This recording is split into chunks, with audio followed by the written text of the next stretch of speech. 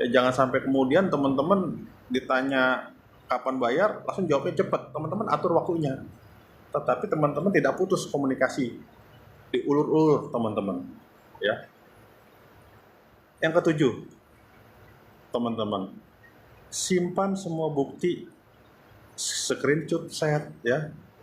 Kemudian rekaman suara jika teman-teman ada, foto kunjungan, surat ketika teman-teman menghadapi debt collector. Kenapa? Karena ada barang bukti ya, teman-teman. Nah, kalau terjadi intimidasi ya, itu bisa menjadi masalah hukum buat debt collectornya. Ya. Nah, teman-teman, diskusi malam ini kita interaktif ya. Kalau teman-teman mau bertanya ya, kita masuk sesi tanya jawab, teman-teman. Sekarang saya buka sesi tanya jawab, tulis pertanyaan singkat dan jelas. Ya, silakan teman-teman tulis mengenai pertanyaan tentang CC ya, teman-teman. Ini ada nanya, Bang, CC sebenarnya apa sih? Sederhana, teman-teman. CC itu adalah pengalian hak tagih dari kreditur lama ke kreditur baru. Utangnya tetap ada, yang berubah hanya siapa yang berhak menagih. Ya, jadi basicnya begitu teman-teman ya untuk CC. Ini ada juga yang DM saya ya, Bang, apakah debitur harus setuju kalau utangnya dialihkan? Tidak, teman-teman. Hukum tidak mewajibkan persetujuan debitur. Tetapi debitur harus diberitahu agar pengalihan itu mengikat secara hukum.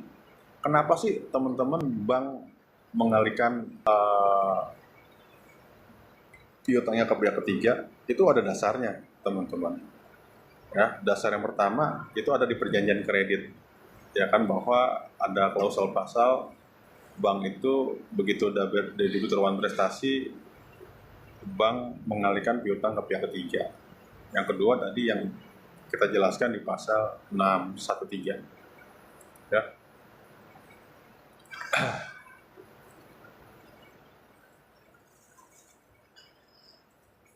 Oke, baik. Ada pertanyaan teman-teman?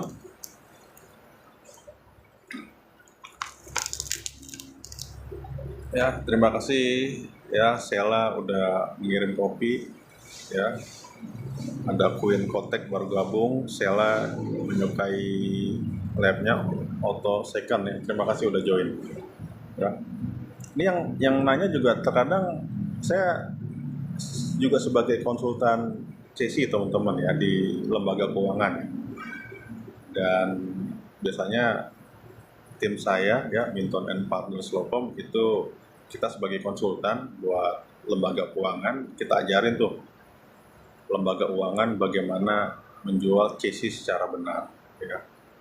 Kita ajarin akta pengalihan piutangnya, pasal-pasalnya, jual belinya seperti apa ya kan, dan bagaimana ketika nanti digugat dan segala macam ya.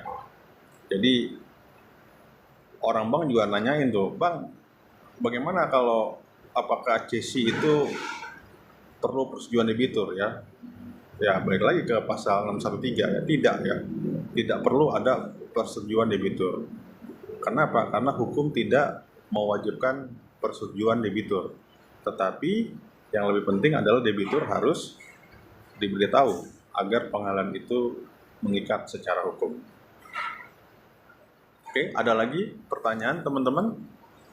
Ya. Kalau ada nanti saya undang teman-teman berbicara ya. Ada Heru Bagja yang sudah bergabung, Ari Twins, Ajo Kids yang sudah bergabung ya.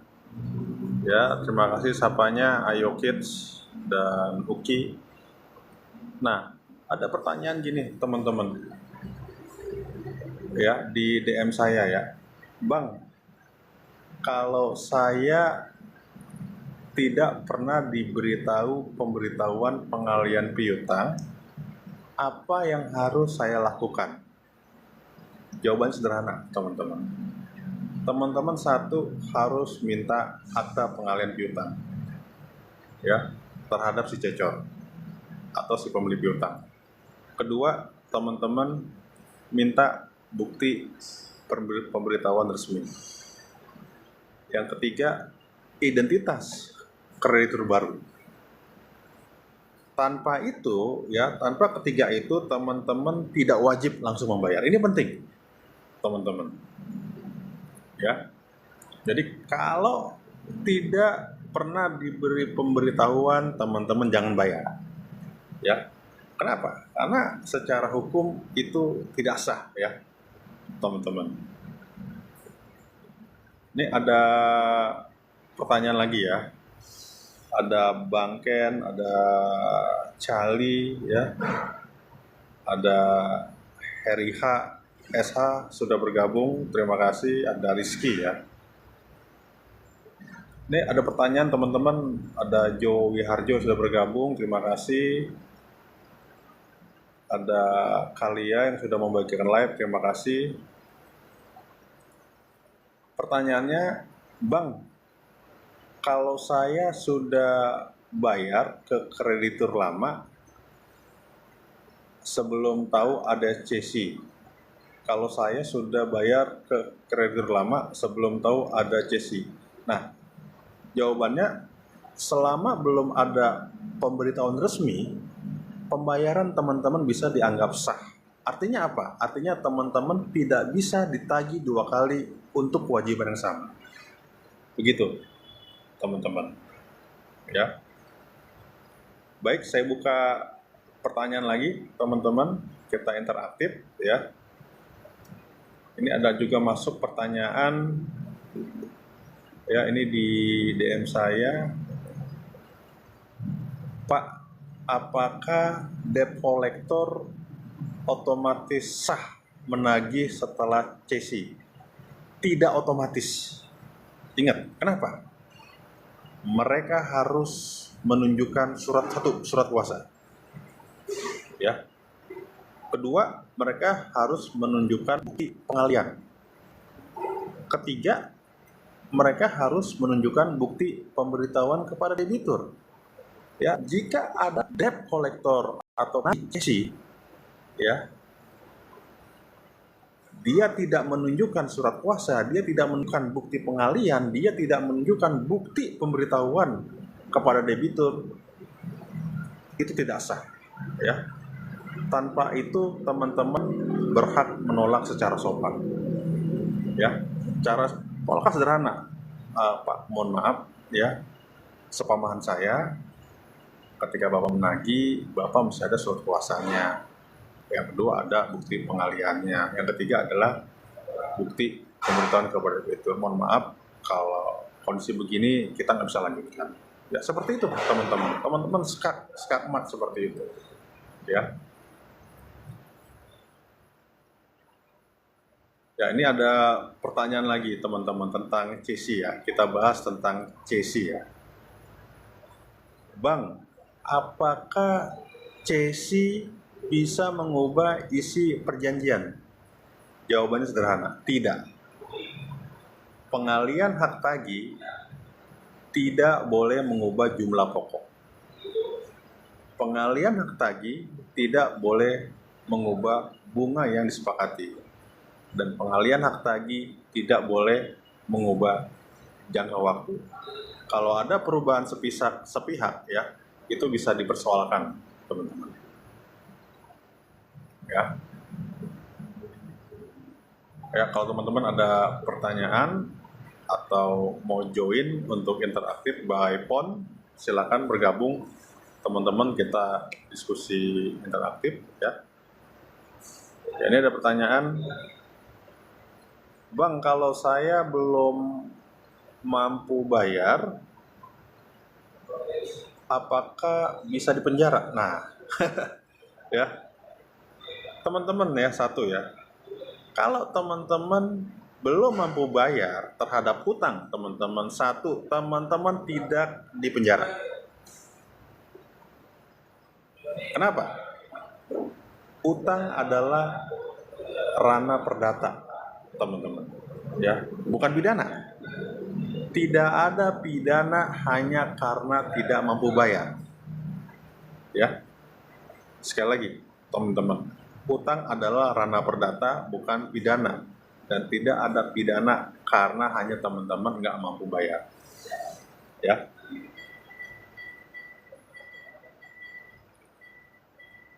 Oke, saya lihat dulu apakah ada pertanyaan lagi dari teman-teman. Ya, ada Piti Sayang baru bergabung, ada samila@gmail.com, ada Dogan, ada Calia ya. Teman-teman kalau bertanya silakan ya. Ya, kita kasih di weekend teman-teman, besok Senin kita kasih edukasi hukum gratis teman-teman ya, agar teman-teman mempunyai wawasan hukum yang baik ya. Paling tidak teman-teman bisa mengadvokasi diri sendiri ketika ada persoalan utang piutang ya.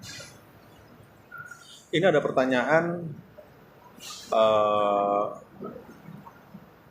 Bang, kalau saya digugat apa yang diperiksa hakim? Nah, ini pertanyaan bagus ya.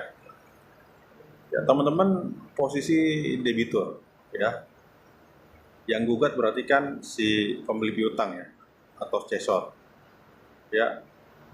Hakim itu teman-teman kalau digugat itu akan melihat 4, teman-teman ya.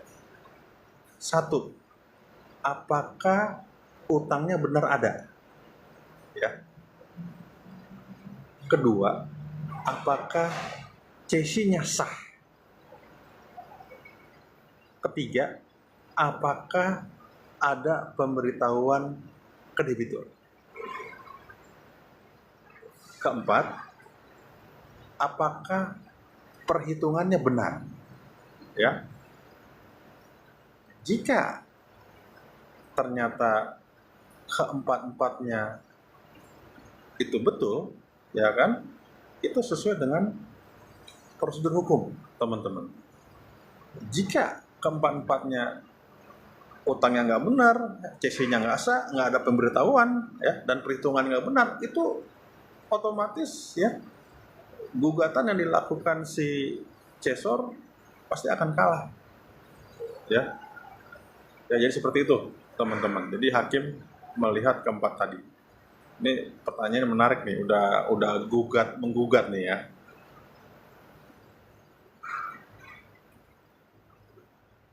Oke, ada 19 yang sudah bergabung, ada Queen Sinta yang sudah bergabung, ada Bang Tiger juga ya. Kita interaktif ya teman-teman ya, biar teman-teman bisa menambah wawasan ya. Ini ada pertanyaan, Pak, kalau cesi dilakukan setelah debitur meninggal, apakah bisa? Bisa, teman-teman ya. Pertama, pemberitahuan harus ke ahli waris ya, itu penting. Jika tidak